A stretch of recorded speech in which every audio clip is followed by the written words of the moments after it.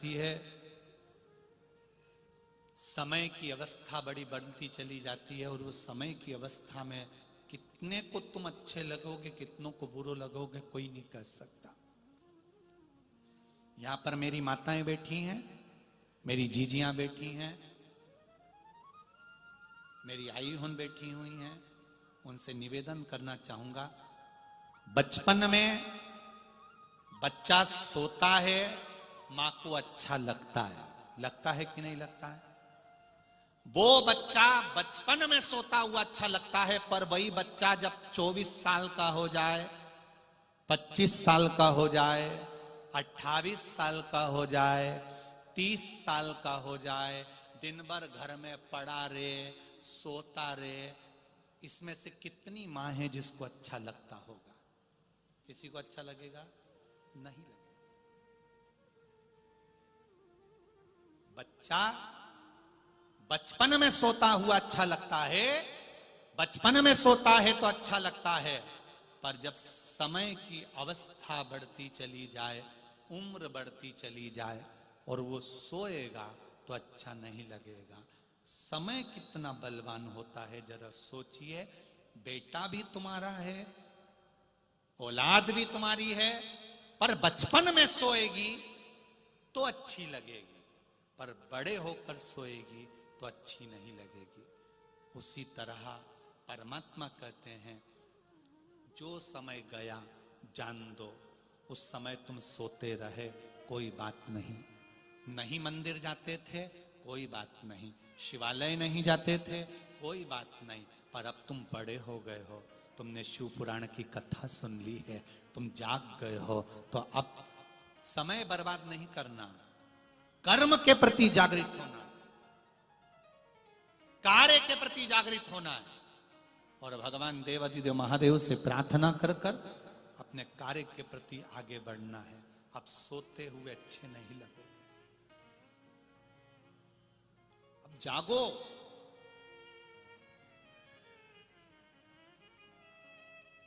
जागो।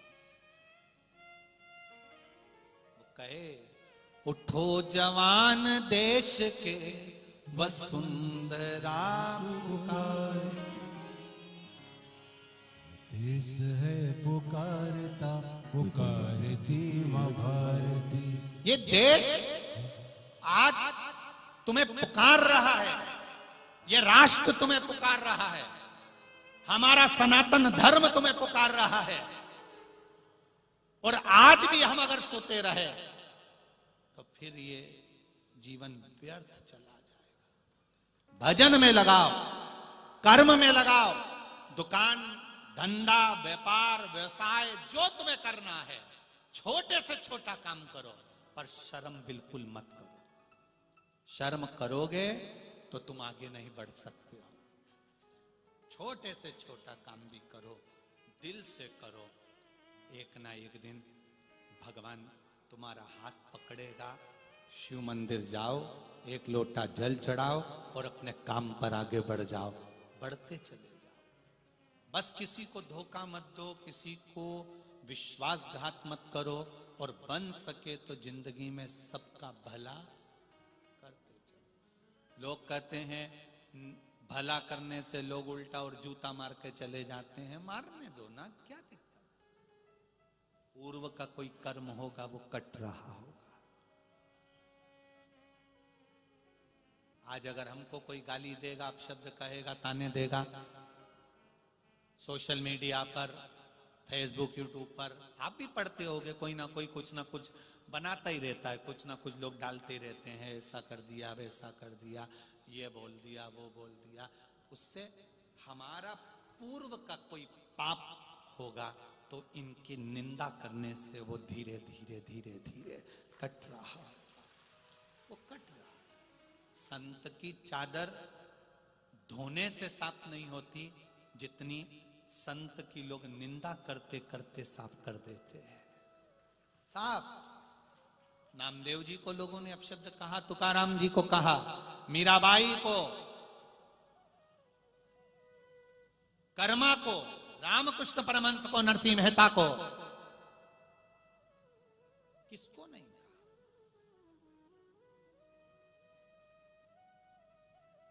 कहे कहे दुनिया, हम भगवान की भक्ति में जितने इस दिल को, इस हृदय को लगाएं, उतना सुख होगा। शिव कथा कर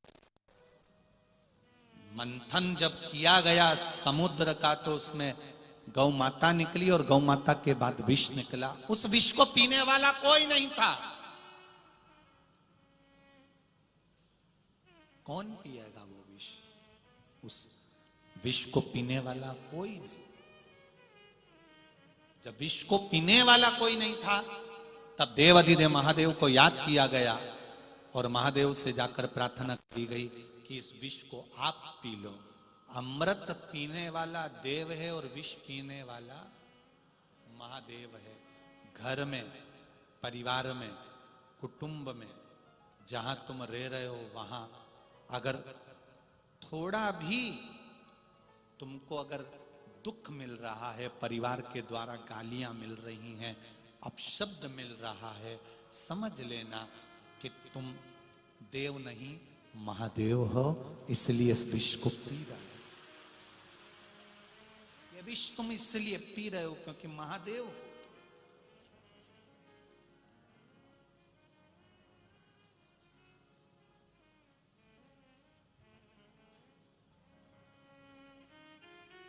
महाराज, संसार में मेरे शंकर भगवान असली रूप रखकर आते हैं तो मैया यशोदा पहचान नहीं पाती है। साधु रूप रखकर आते हैं तो पहचान नहीं पाती है। यशोदा मैया पहचानती तब है जब यशोदा जी के पास खबर जाती और यशोदा जी उनके पास हाथ दिखाने, तब शिव की गोद में भगवान कृष्ण को दिया जाता।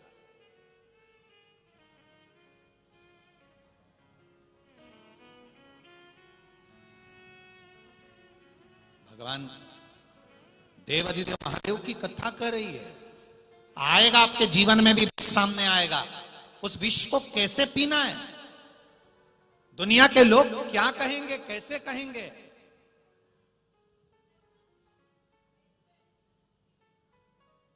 पूछना क्या बोलना था आशीष? ये जीवन का एक लक्ष्य, क्या कहना चाहते?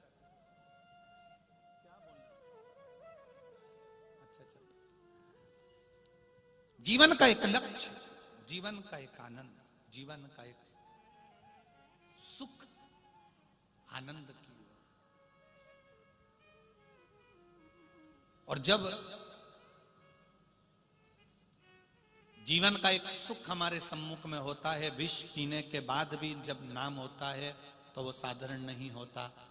देवताओं ने अमृत पिया, परंतु उनको कोई, आज भी लोग कहते हैं इनने अमृत पी लिया, ये देव हैं, पर उनका नाम भले ना निकले, पर मेरे महादेव का नाम आज भी आता है विष पीने के लिए। विष